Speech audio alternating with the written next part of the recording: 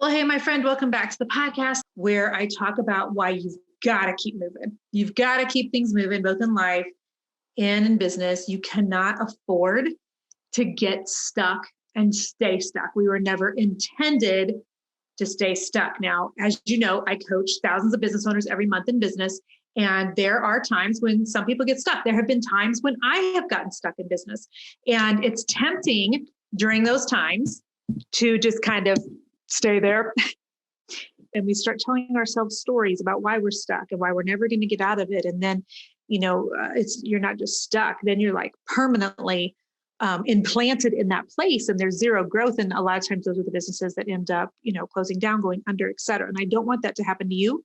And I don't want you to be stuck in life too. And I just wanted to share with you a visual that the Lord gave me a couple of weeks ago when I was out for a walk. So here's kind of the context. So as you probably know, if you listen to my podcast, my husband was in a biking accident on Father's Day. And so I was trying real hard because I'm going to be turning 50 soon. As I record this right now, it is about 8 days away from my 50th birthday. So I am 49 and 11/12. I am way more than that. I'm like 49 and I don't know what I am. 21, 29s or something like that. Don't make me do the math there.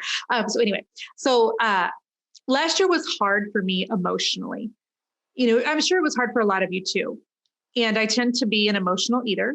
So last year when the pandemic happened and my book tour for Fear's Not the Boss of You didn't happen, and my conference didn't happen, and my hair was falling out, I was like, you know what? I'll just eat fettuccine Alfredo and raw chocolate chip cookie dough to the glory of God. So I literally, gained 20 some pounds in about 10 minutes flat, and have been working since the first of this year to take it off. So I'm down like 24 pounds. I'm feeling great. I've, gotten back into a groove, and maybe like me, you understand, and you maybe have the type of personality where it's like you're all in or you're all out, right? So for me, when I get off of the exercise and eating well wagon, like I'm way off. I am off the rails.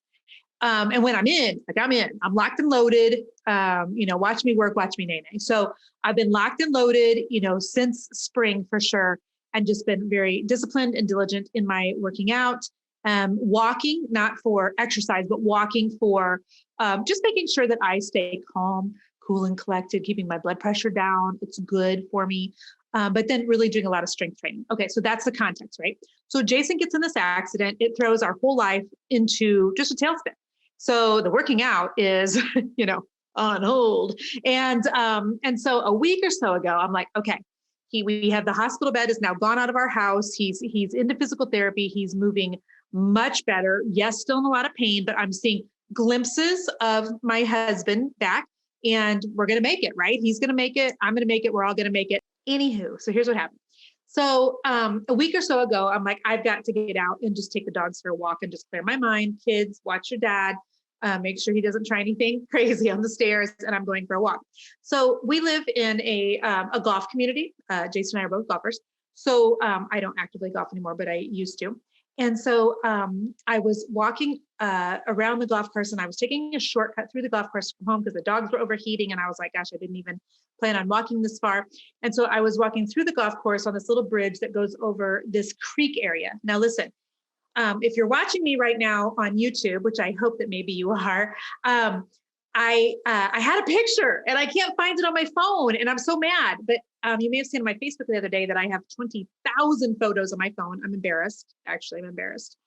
And so I can't find it in the 20,000 photos. But a lot of times when I'm walking, friends, God will point out things to me. He uses exercise / nature to teach me a lot of lessons. So I'm walking. I've got the dogs. The dogs are actually walking me. They're pulling me. We were headed to this water station because they were overheated. And we go over this little bridge, and there's a pond on the golf course with a little creek, right? Well, there was a log in the middle of the pond where the creek, kind of at the opening of the creek, and water was not running to the creek. It had gotten stagnant. So it was just all sitting. And when you looked at the pond and the creek both, there was no movement in the water. And there was moss, there was algae, there was, there's sticks just with like trash, piling up around them.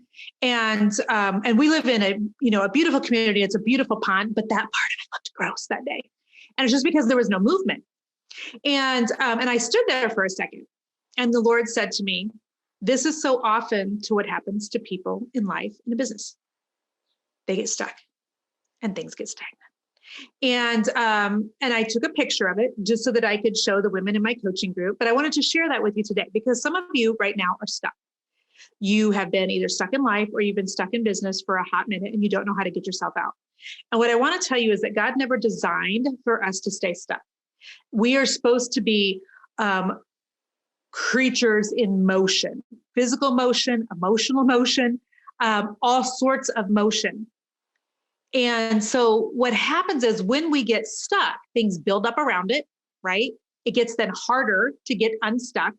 Things start to smell, they start to stink, they start to build up, it starts to get gross. And the longer you stay stuck and not move at all, I think the harder it is to get unstuck from that. So I wanted to encourage someone today. That pond area, that area right there, it had the log, it had the leaves, it was not good. It was gross. And I don't want that to be a visual for anything going on in your world, whether life or business. Okay. So I want you to remember a couple of points there. Number one, God created us for motion.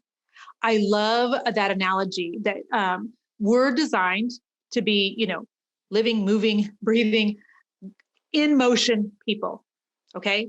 And I love, is it Joyce Meyer or is it Steven Furtick? One of them says that God can't do anything with a parked car, meaning you have to be doing something. There has to be some movement. Faith without works means movement, is required in order for God to be like, hey girl, let me just kind of push you in this direction. I know you're headed here, but it's not quite what I was wanting. So I'm going to kind of press you in this direction, or I'm going to bless this and you're going to have favor here. But we've got to actually be doing, the Bible says that when we get to heaven, we want to hear the words, well done, good and faithful servant, right? So it's not well-intentioned or well, I wanted to, but I was stuck. It's well done, which means there has to be some doing. Doing is moving. Okay. And just so you know, this does not mean that we should not ever be resting, because resting is actually warfare. Resting is actually holy. Even rest is actually doing something. It's making a conscious decision to do something. Even our faith is either always moving forward or it's moving backwards. It doesn't stay stagnant. We are either growing in our faith or we're backsliding. We just are. And so staying stuck is never God's best design for us. There has to be motion. Things that are stagnant, they die. They tend to die. They just do. When there is no movement, there is no, even just one way or the other. Things can't stay alive like that for long. Even in the Bible, there was a part where it talks about David encouraging himself, or there's other parts of the Bible that, or other versions where it talks about him stirring his own self up, meaning that if you are stuck and you have found that you've gotten stuck on something in business, or you got it to a certain point and then you can't build it anymore, or had all these plans on how to grow it, and then you've decided all of a sudden that you're just not sure what to do next, or what have you. You're going to need to spur yourself up. You're going to need to work yourself up to get you out of that position. And picture that log like in the pond with all the crap like building up around it. That log is not alive. If it was, it would need to be throwing some elbows to stir itself up, to work itself up, to get out of that lifeless, motionless, stuck place that it's in. And you're going to have to do that too. Couple of thoughts for you. Baby steps. If you feel like, okay, I've been stuck here for a hot minute. I need to keep going, but I just don't know how. Okay, maybe instead of looking 5 years down the road, or 5 months down the road, or 5 days down the road, can you look 5 minutes? What can you do right now? What's just this little step that you could take?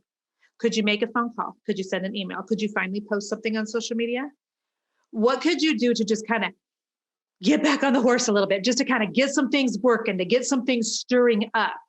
After Jason had his hip surgery, If you've ever had surgery, you'll know that there's things that can happen to the intestines, the bowels, and all of those things after surgery, right? So they encourage movement just to get things working and get things moving. Because even like internally in your body, things they can't stay still. It will result in lots of tummy aches and other issues. So there has to be some movement, some motion, some things happening. So baby step, what could you do today?